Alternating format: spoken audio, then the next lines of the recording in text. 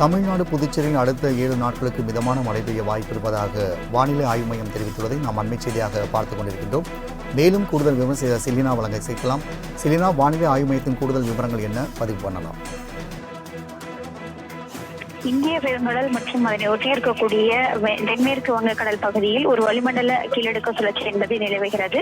இதன் காரணமாக தமிழகத்தில் ஓரிரு இடங்களில் புதுவை, காரைக்கால் ஆகிய பகுதிகளில் வரும் 29ஆம் தேதி வரையிலுமே லேசானது முதல் மிதமான மழை பெய்யக்கூடும் என்றும், அதே போல ஓரிரு இடங்களில் அதிகாலை வேளையில் லேசான பனிமூட்டம் காணப்படும் என்று சென்னை வானிலை ஆய்வு மையம் தெரிவித்திருக்கிறது. அதே போல சென்னை மற்றும் புறநகர் சென்னை பொறுத்தவரையிலும் அடுத்த 24 மணி நேரத்திற்கு வானம் ஓரளவு மேகமூட்டத்துடன் காணப்படும்.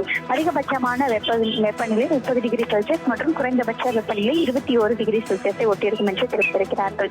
மீனவர்களுக்கான எச்சரிக்கை பொறுத்தவரையிலும் மீனவர்கள் குறிப்பாக இன்று குமரி கடலோர பகுதிகள் மற்றும் அதனை ஒட்டியிருக்கக்கூடிய மாலத்தீவு, லட்சத்தீவு ஆகிய பகுதிகளில் சூறாவளி காற்று வீசக்கூடும் என்றும் இந்த பகுதிகளுக்கு மீனவர்கள் செல்லக்கூடாது என்ற எச்சரிக்கை விடுக்கப்பட்டிருக்கிறது.